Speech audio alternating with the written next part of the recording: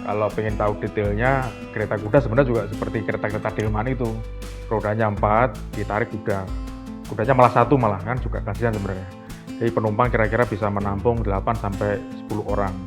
Tetap ada kusir di depan. Jadi kira-kira itu. Jadi penumpangnya juga heterogen. Kalau pada saat itu, kalau kita lihat dari kisah balik sejarahnya, kalau kita amati, kita lihat justru yang pribumi jarang menggunakan kereta tram itu, horse tram istilahnya, horse tram ya. Mereka orang-orang Chinese sama orang-orang Belanda ya yang menggunakan moda tram itu. Jadi dibangun itu di Pasarikan kota, stasiun kota itu maksudnya sekarang itu menuju ke kota, kemudian sampai mana? Sampai Harmoni, Kuitang.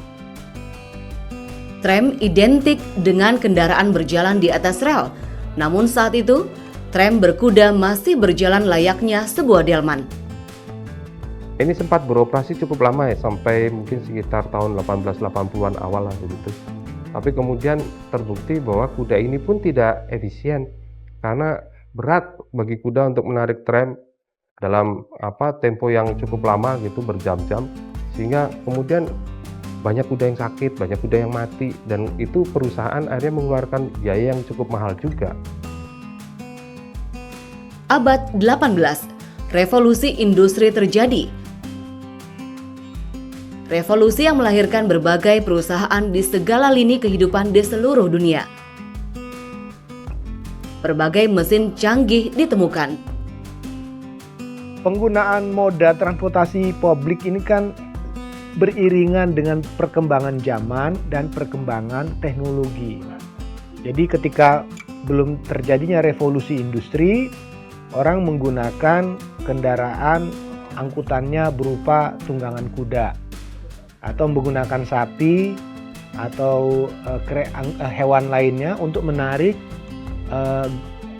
gerobak atau misalnya saldo atau apa yang bisa digunakan. Jadi fungsi hewan sebagai penggeraknya, penariknya. Tapi dengan ditemukannya mesin uap, ditemukannya bahan bakar berupa minyak, itu menjadi suatu revolusi dalam konteks teknologi maupun industri. Tram berkuda mengalami perubahan di bawah perusahaan Netherlands Indisch Tramweg Maskapai. Tahun 1981, tram Batavia mulai ditarik dengan lokomotif uap. Pada masa ini, jalur tram sudah dibuat berupa rel sebagai lintasan. Rute tram pun semakin diperluas.